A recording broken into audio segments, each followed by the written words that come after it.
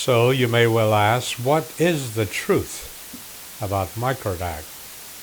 Well, Microdacism is simply a word that I coin when I try to express the thoughts of Microdac. Microdacism is in fact nothing. I didn't create anything. The only thing that I have done is try my best to encourage you to be the best human being that you can be.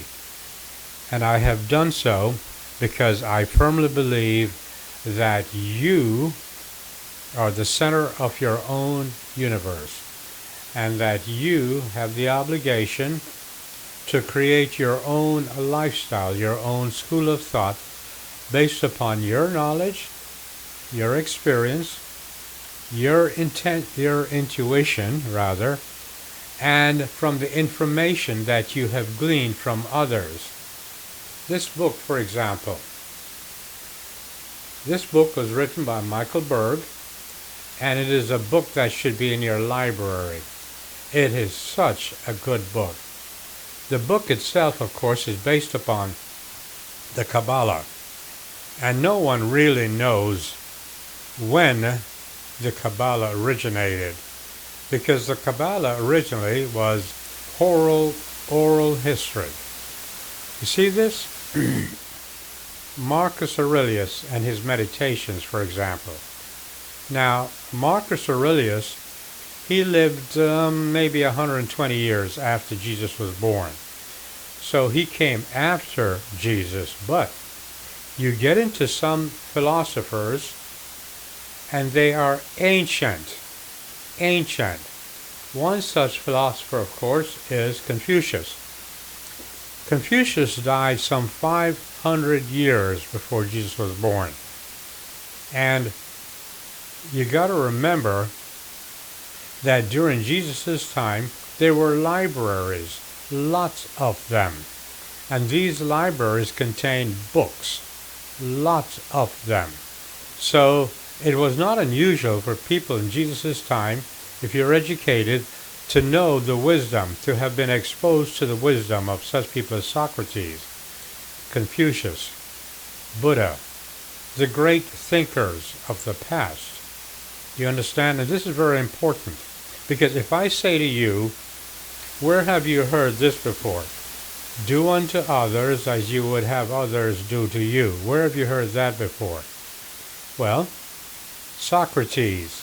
That came from Socrates some 400 or 500 years before Jesus was born. Speaking of Socrates, a lot of people have quoted him without even giving him credit.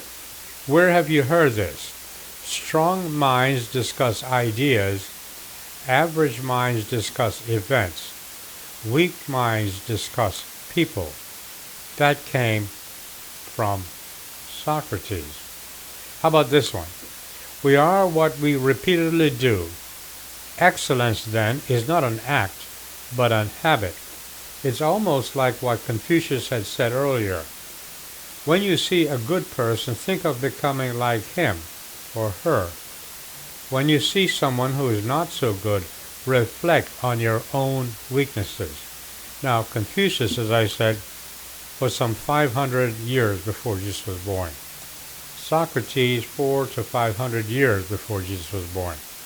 So you see, a lot of these things that we read and are attributed to other people actually came from somebody before them. They were simply quoting the other person. Silence is a true friend who never betrays. And you read in the Proverbs, it is better to stay silent than to open your mouth. Right? So wisdom came from the ancient ones. And trust me, I have a lot of them right here. So everything about Microdacism was gleaned from the wisdom of others. So that's my little chit-chat, and you do yourself good if you would actually go online and read the quotes from Confucius, from Socrates, from Buddha, from Aesop, from all the great minds of the past. And a lot of things that you believe is modern, these sayings are not modern at all. They came from the ancient ones, the wisdom of the ancient ones.